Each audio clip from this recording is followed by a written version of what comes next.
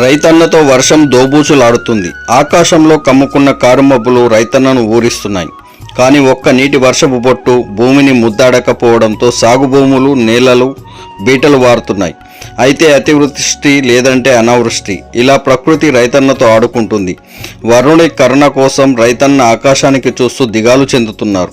తొలకరి వర్షం అన్నదాతను మురిపించిన ఆ తర్వాత వరుణుడు ముఖం చాటేయడంతో పంట వేసే పెట్టుబడైనా వస్తుందో లేదో అని రైతన్నలు వాపోతున్నారు.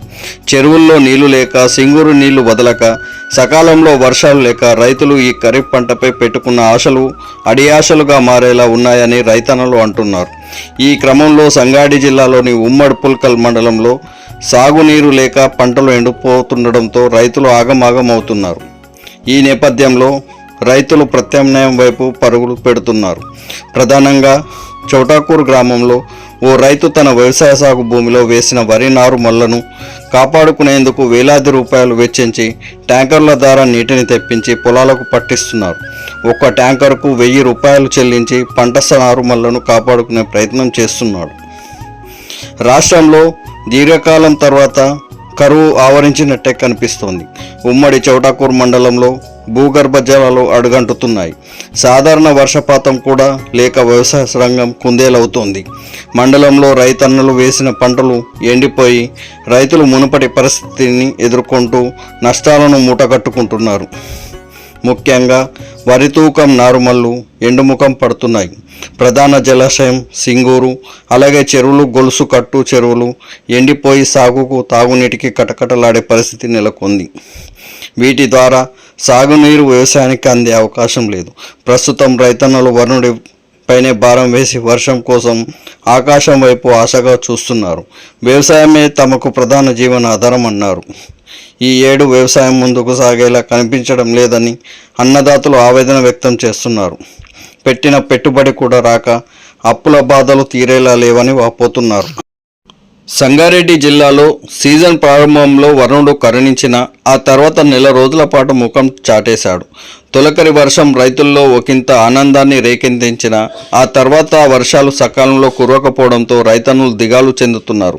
గత నెల రోజులుగా ఉదయం నుండి సాయంత్రం వరకు ఎండవేడిమితో ఉక్కపోతల ప్రభావం తీవ్రంగా ఉండడంతో వరుణుడు కరుణిస్తాడేమో అనే ఆశతో ఉన్న రైతాంగాన్ని వరుణుడు ఆకాశంలో నల్లటి మబ్బుల మధ్య నుండి కవ్విస్తున్నాడు.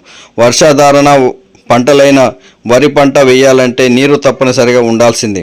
వర్షంపై ఆధారపడకుండా బోర్ల సాయంతో పంట వేద్దామంటే భూగర్భ జలాలు అడుగంటిపోయి బోరు మోటార్లు కాలిపోతున్నాయని రైతన్నలు వాపోతున్నారు. నెత్తి మీద కుండలా సింగూరు ప్రాజెక్టు ఉన్నప్పటికీ నీటిని విడుదల చేయలేక పంటను సాగు చేయలేకపోతున్నామని రైతులు ఆవేదన వ్యక్తం చేస్తున్నారు. ప్రస్తుతం ప్రాజెక్టులో 13 టీఎంసీల నీరు నిల్వ ఉంది.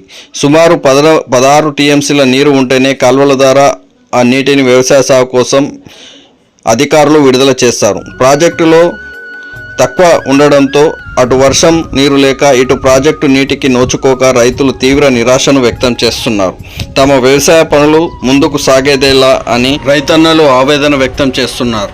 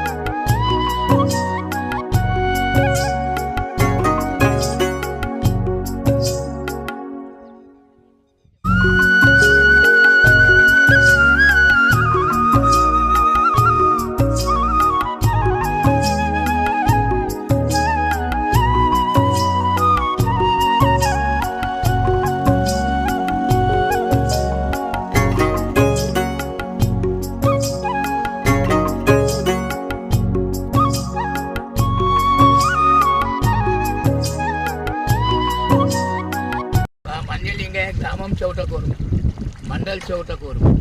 గత సంవత్సరము ఈ వర్షాల మంచి కాలం ఉండే మంచి పంటలు అయినాయి, తుకాలు ఎండిపోలేవు. ఈ సంవత్సరం ఒక నీరు చుక్కలేవు, సింగూరు డ్యాంలోకి వెళ్ళి నీళ్ళు రాకొచ్చినాయి.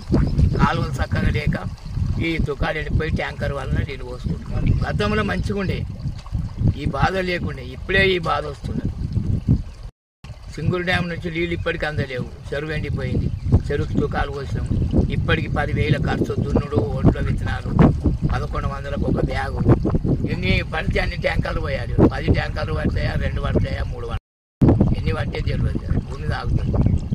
ఈ సంవత్సరము కాలం ఈ పరిస్థితి ఇస్తున్నది. వచ్చే కార్తీక అన్న వర్షాలు పడతాయేమో అని ట్యాంకర్ల ద్వారా నీళ్లు పోసుకొని తుకం దక్కిస్తున్నాం. ఇప్పటికి సగం సగం పోయింది.